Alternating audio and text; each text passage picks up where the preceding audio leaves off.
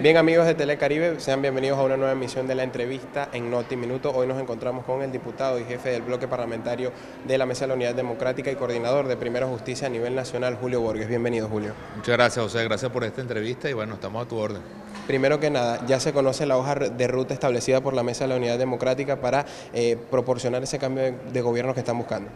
Sí, bueno, nosotros hemos venido desde que ganamos la Asamblea Nacional en diciembre planteándole al país soluciones concretas, soluciones que tienen que ver con temas como el darle propiedad a los beneficiarios de la Misión Vivienda, el cestatique para los jubilados y pensionados, la ley de producción nacional, la misma ley de amnistía que ha sido nuestras grandes banderas para la campaña, y lamentablemente hemos visto que el gobierno todo lo quiere obstaculizar, todo lo quiere anular, y por eso nos ha llevado a seguir adelante en este proceso de cambio y entender que nos toca ahora no solamente seguir proponiendo soluciones, sino que el gobierno tiene que ser como una especie de obstáculo que hay que remover, y hay que removerlo democráticamente a través de las herramientas que están en la Constitución. Y en eso la unidad ha puesto énfasis en dos temas: el referéndum revocatorio y la enmienda.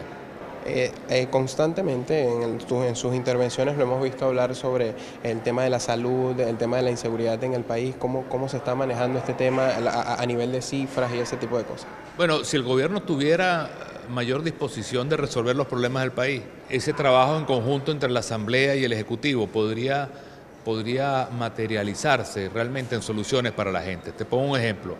Nosotros hemos logrado proponer leyes que tengan que ver con el tema de las medicinas, para que el gobierno recorte los gastos y se concentre en comprar medicinas, sobre todo 150 medicinas que son las que se necesitan con mayor urgencia en el país, incluso recibir medicinas de otros países que quieren donar medicina.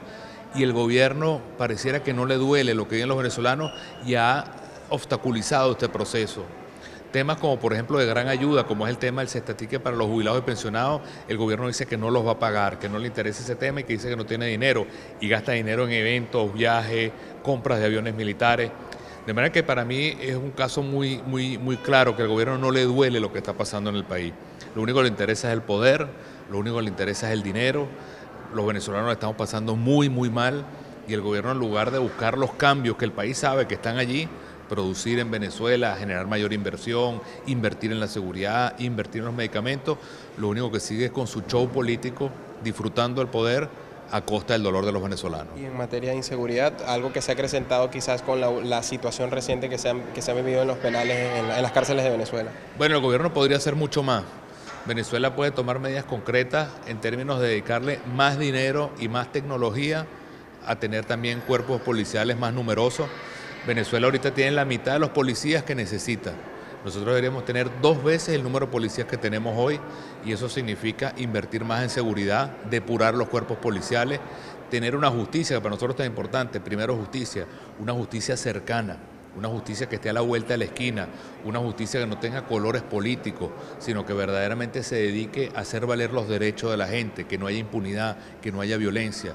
Lamentablemente, la justicia en Venezuela se ha corrompido tanto que ya no resuelve ni la corrupción, ni la inseguridad, ni la violencia, y vemos casos de las comunidades que se hacen justicia por su propia mano, linchamiento, procesos en los cuales nos estamos convirtiendo como una jungla, donde lo que importa es la ley del más fuerte.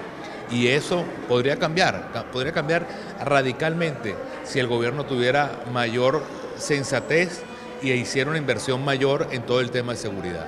Y unos linchamientos que quizás se acentúan con lo que se vivió recientemente, un joven que lincharon.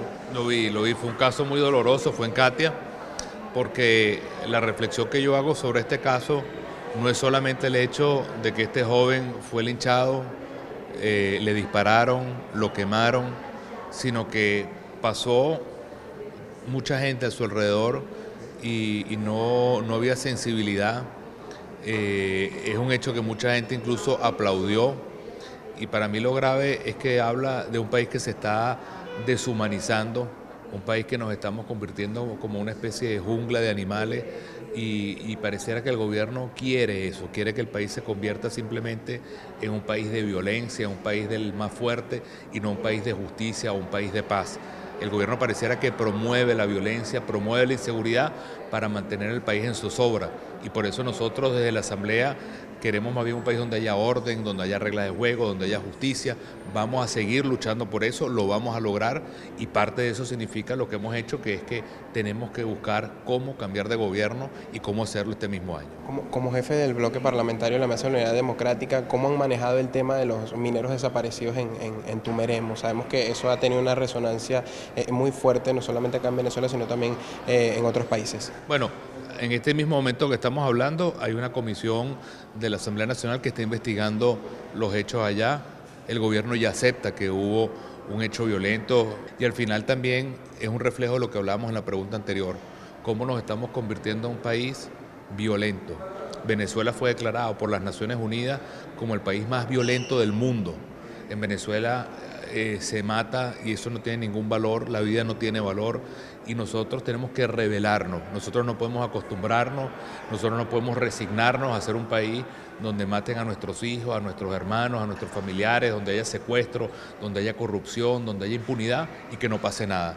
Nosotros tenemos que rebelarnos frente a eso y luchar por un país donde haya justicia, donde haya paz, donde haya orden, donde haya progreso, y esa es la Venezuela que merecemos nosotros y que tenemos que construir entre todos. Últimas dos preguntas. La primera, ¿cómo analiza las nuevas medidas impulsadas, las nuevas medidas económicas impulsadas por el gobierno nacional con la creación del DIPRO?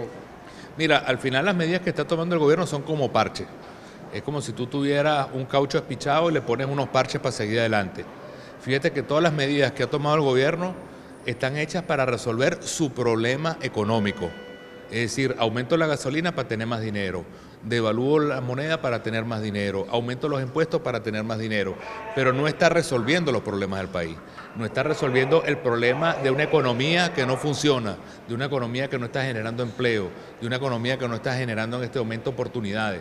Las medidas que ha tomado el gobierno es para resolver su crisis económica, pero no para resolver la crisis económica del país, que pasa por producir, por invertir, por generar empleo, por lograr ese cambio económico que los venezolanos quieren y que nosotros vamos a seguir empujando desde la Asamblea Nacional. Por último, ¿cuál es ese balance que haces desde que se instaló una nueva Asamblea Nacional, todo lo que implicó una nueva Asamblea Nacional en tantos años, ese balance que haces en estos 2 meses, donde obviamente sabemos que han habido dificultades con las que lidiar los diputados del chavismo, el propio Diosdado Cabello que ha dicho que en la Asamblea Nacional hay guerra entre pranes, entonces son una serie de cosas que quizás a uno le llama la atención.